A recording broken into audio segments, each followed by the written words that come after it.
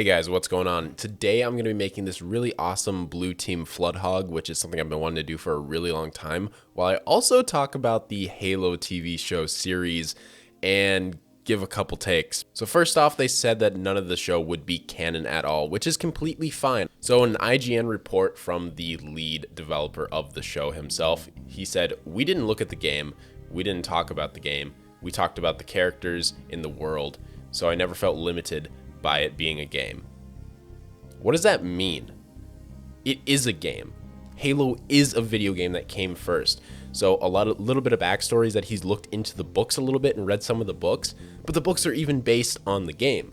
So basically what this is a cheap knockoff of a sci-fi show that they pretty much slapped Halo onto, and they said, hey, Halo fans, we're going to give you this, but you're not going to really like it at all. It's going to be something completely new and different that doesn't make any sense to the canon and doesn't actually contribute to anything Halo-wise that you're going to like. We're just going to throw Halo on. It's like if you're playing Minecraft and you have a Minecraft Halo texture pack and then you say, oh, this is Halo. This whole thing is Halo now. No, you just made the show look Halo. You understand what I'm saying?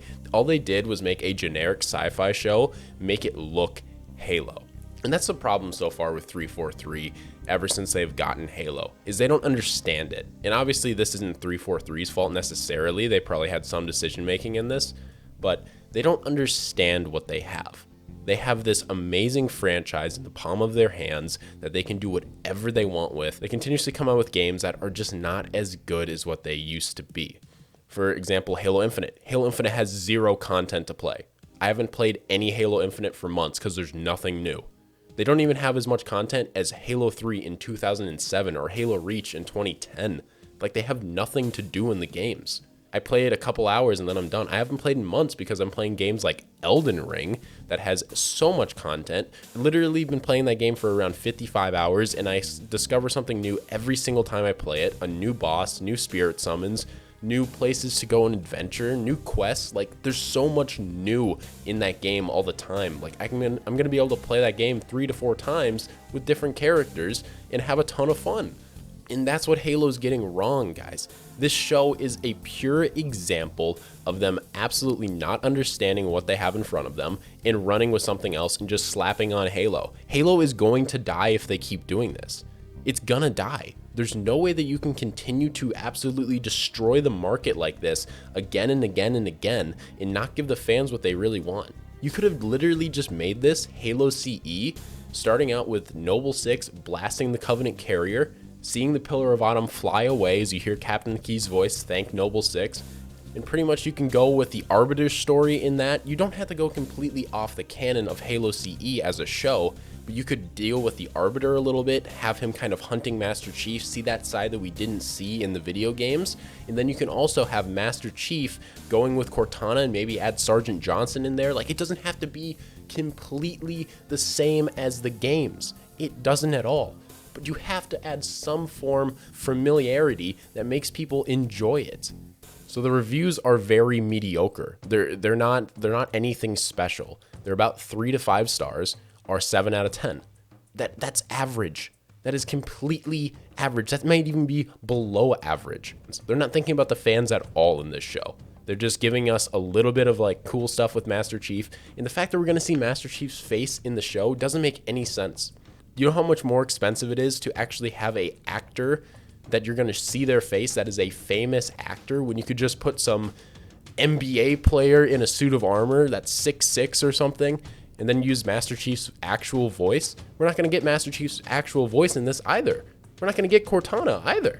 Like, what are we doing? What is this? This is hot garbage. This is just, it's insane, guys. It's driving me crazy. I really wish Halo would go back to the glory days where they actually cared about their fans, and 343 just continues to not care about their fans at all. Anyway, please let me know in the comments down below what you think about this. Let me know if you guys like this kind of content also, different kind of style where I just kind of rant, I guess. But this is just, it's insane to me, and it's really sad, to be honest. Now I'm just finishing up some green stuff work on these figures, kind of getting back to the actual normal style here of the video. but I gotta start painting on the Flood HOG itself. I actually think the Flood HOG is turning out really nice. All of the tendrils and the spots that I placed down, all of the biomass is looking really good. So once I add paint to it, we're gonna really see how good it looks.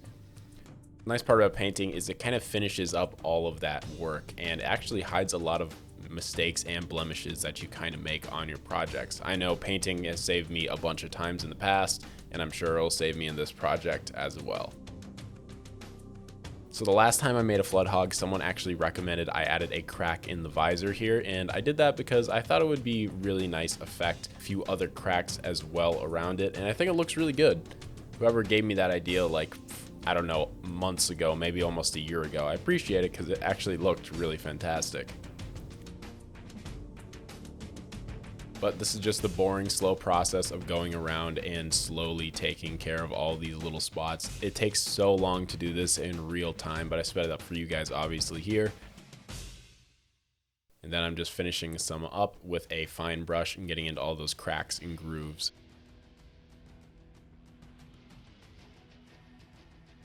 And then for all of these pussy little fungal spores that are coming out, I wanted to make them have a little bit of a yellow tint. I figured that that would just kind of change the colors up here a little bit with the color palette.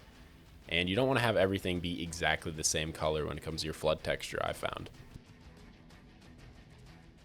Now we're going to be doing some red highlights and infected kind of irritated areas all the way around. Once I get my wash on this thing to kind of drown out the colors and get into all those grooves to add a lot more detail, then it's going to look a little bit less red kind of highlighted, but it should still look really good.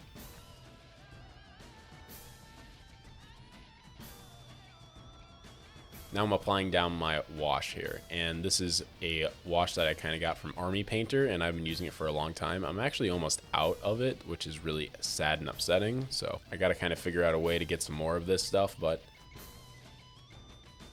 it looks really good. It changes the color of the flood texture just a little bit, and it really just makes everything kind of come together and just gives it that really gross, deep look when it gets into all those grooves. Really pops out all that texture that you added earlier with the tinfoil ball and maybe even your X-Acto blade.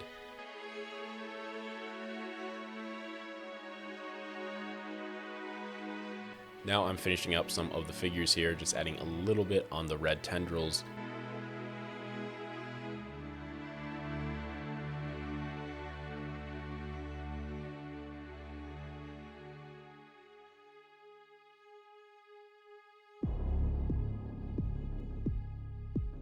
Once that's done, a little bit of red irritation on some of the other areas of the figure and also just blood. And then we're adding that same wash that we added to the warthog onto the figures.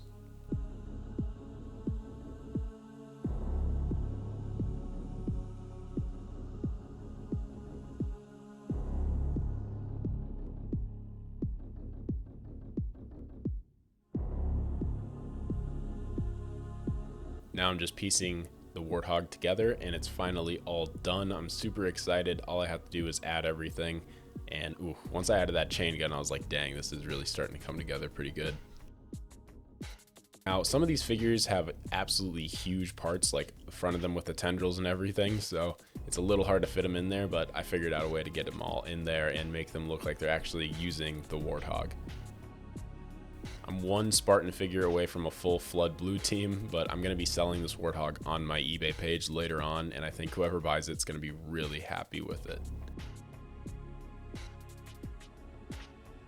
And there it is. I hope you guys enjoyed this awesome warthog.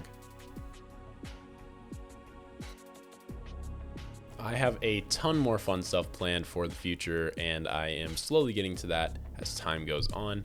Definitely let me know in the comments down below what you thought of this Flood HOG, and if you want to see more vehicles Flood customized. I plan to do a couple Flood tanks when the new Flood, or when the new tank set comes out, so that's going to be really cool, but that's not going to be for probably another year or so. Anyway, I really hope you enjoyed this video. I'll see you guys all in the next one, and have a great rest of your day, evening, or night. Peace.